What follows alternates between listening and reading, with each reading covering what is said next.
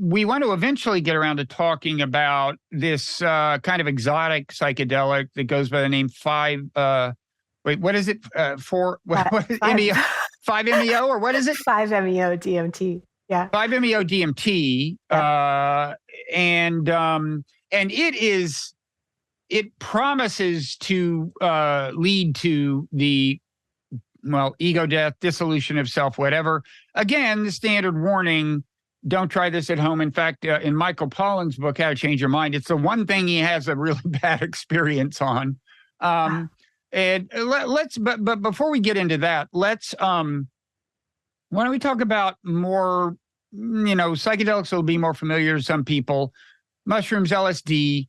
What would you say generally about a connection between those and meditative experience? Sure. I think for a lot of people in the West, serotonergic psychedelics like psilocybin and LSD have been an entry point to practice for a lot of people. And Ram Dass's guru famously said that spirituality came to the West in the form of a substance of LSD because Americans want a substance that they can buy and then consume.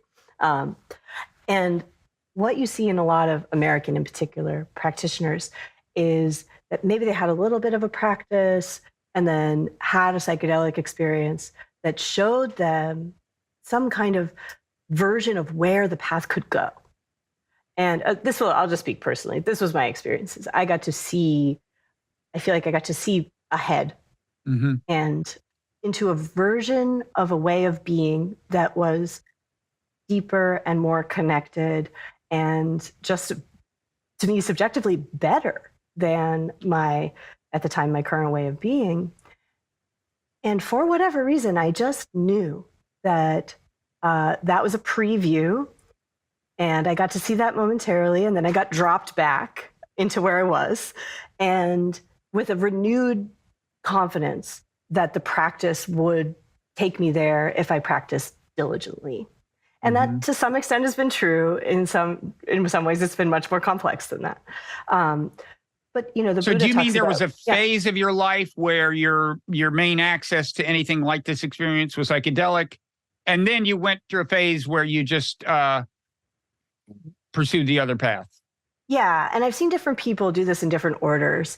I think it's probably a good idea to have a pretty solid practice first as a basis for any kind of psychedelic experience to be a jump-off point from. However, that's not what I did. Being American, as you are. Exactly. You went to the store. I was very interested in psychedelics for a while, and I think I learned quite a lot from them. However, the thing I got frustrated by is that I always got to see something that was, again, a sense of a deeper, healthier, more connected way of being. And then I always got dropped back off right where you mean at the end of the trip? Yeah, that almost nothing changed in my way of being in any way that was like permanent and integrated. Now, this was still back in the psychedelic, dark age. This was before the Pollan book. We weren't setting intentions. We weren't doing any integration. We were just kind of, dropping a tab and going to the beach in a spiritual way, but we didn't have the same tech. We had set and setting, but we didn't have the tech that's around now. So wait, elaborate on it. So set and setting, I guess that comes from the Timothy Leary days, meaning your mindset going in and the actual setting. Who are you with? Where are you? Is that going to be conducive to a good experience? And then when you say the tech, you mean what? I just mean like the psychotechnology of like now there's all of this kind of energy around setting an intention for your journey experience and then having the experience and then doing some integration work, revisiting it a week later, journaling, talking about what you learned. Okay. For me, by a week later, I'd already done 2 more trips. No time for journaling for the busy psychonaut. Integration. I was going, and the thing I got frustrated by was the same thing that Ram Dass got frustrated by in the generation before me, which is that you always had to come back down. A lot of the changes you saw with psychedelics were not permanent. And they showed you something, but then they took it away from you. The other really big difference I've noticed between psychedelics and doing a slower, more gradual meditation practice is there are aspects of your perceptual apparatus, your beliefs about the world, the frames you're using to make meaning, that are so fundamental that they're very difficult to see. And psychedelics don't, by default, point you back at those frames. They don't necessarily make those invisible layers opaque to you. They might if you get lucky, but that's not the kind of move necessarily. Whereas in a meditation practice, you're eventually going to see those things, at least in my experience and my experience with some of the other students I've seen, is these lenses and frames that you use to interpret reality will eventually be seen by you. And this is part of where the neuroscience comes in. There's this way of interpreting the way the brain works, which is the predictive processing framework. Right? And we have a lot of beliefs and expectations about what is likely to happen in the world and what will happen in a given context. And the brain is processing information relative to those beliefs and expectations and predictions more than it is relative to the sensory data coming in. And there's a theory in both psychedelic and meditative neuroscience that psychedelics can kind of dissolve some of these beliefs, and that what meditation can do is make them visible to you in a way that they aren't by default. A lot of these root level beliefs about the way the world works, we don't even realize we're carrying. So what are some examples of these frames or lenses or beliefs or whatever that might become more visible via meditation, I guess then via psychedelics? What are concrete examples? Sure. And a lot of these are become visible via meditative insight. And you have these modes of insight that can happen in psychotherapy also, where you realize, oh, I've been doing this behavior pattern since I was 11, and now I can see it, and now I can work with it. But in meditation,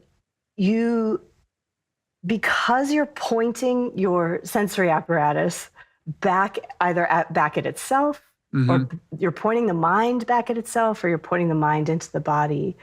You may notice something like an easy example is, I carry a lot of tension in my shoulders. And that's related to, it comes up when I want to control things.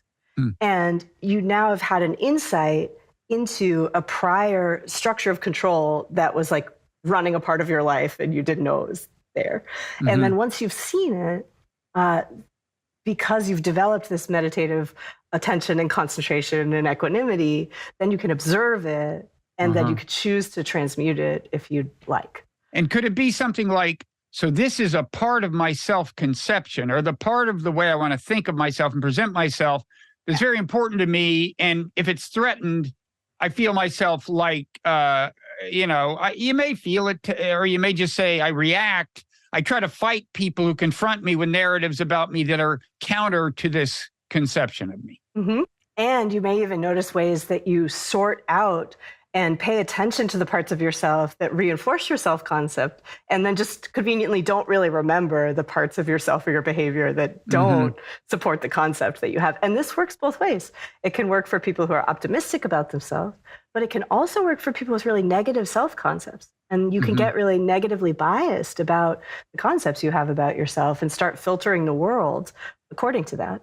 And when you realize you're doing that, there's a much greater freedom available on the other side. So there are kinds of narratives about yourself that are more problematic than others. At the same time, I guess, in some conceptions of say, Buddhist thought, ultimate, complete enlightenment would involve the abandonment of all narratives. Is that right? Well, I We've gone pretty far, pretty fast here, I realize. I'm just thinking of that saying, like, you don't want to get so enlightened that you forget your social security number. No, And you don't. You don't. I think there's this kind of fundamental confusion in some sub-schools of Buddhism where, and it's just like, it's like 1 degree off, but the idea can get mixed up to where people are trying to kind of annihilate themselves. Mm-hmm. They think, oh, no self means I destroy my ego and then I'm free. Right. But this idea of liberating the self doesn't mean it goes away. This is related to emptiness too. It can still arise. It just arises as empty. So there's a lot more space there. You still want to be able to function in the world, and you need a personality and, you know, a user interface to the world, which is a self, to be able to do that. But there's a way in which you can have a self, you know, running, but you're not bought into it. You're not living inside it in quite the same way. And I've actually been both of these practitioners. So I was doing a kind of self-annihilation type practice for a while, and it did not render me a particularly functional person. And now I'm practicing more in a way where, like, everything's allowed to be there.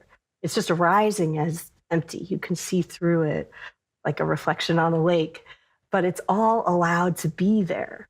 And in that way, the project of the self can be this really beautiful art of living, where you can choose what elements you want to include in your way of being and allow that to express in the world in a way that's in alignment with your values, whether they're to be helpful or to, you know, to do a project that, I mean, mine are to be helpful. So I'm just thinking of all these ways to benefit others. But what's important is seeing the emptiness of the self doesn't mean it goes away. It just means it's allowed to express, like, frictionlessly and in accordance with your goals and values in the world. Okay. So, let's, and just to clarify, I mean, when you were going down the path of self-negation kind of, or whatever was not so productive, that was through meditation. That was a meditative practice that was leading you that way. Yeah. Okay. I kind of absorbed a twisted version of Buddhist values and was like, oh, cool. The point is to annihilate myself and then I'll be enlightened. So it was just the way you were thinking about it. It wasn't a particular tradition you were pursuing that led you there, or was it? I think you see this in early practitioners a lot, where you give them a concept and somehow it gets really twisted and misinterpreted, and then they go off in like a weird direction. Right. And I get this a lot with, like, people who've heard of stream entry and then start asking if every little, you know, oh, my nose was itchy, was that stream entry? Yeah. And it's like, just forget about it. Just forget about stream entry. Just do your practice. Yeah. And I think the goal of, I started meditating when I was 19, and the goal of enlightenment, permanent, stable, unchanging enlightenment, was what got me onto the cushion. And then I've had to also drop that over time because enlightenment is not a concept, right?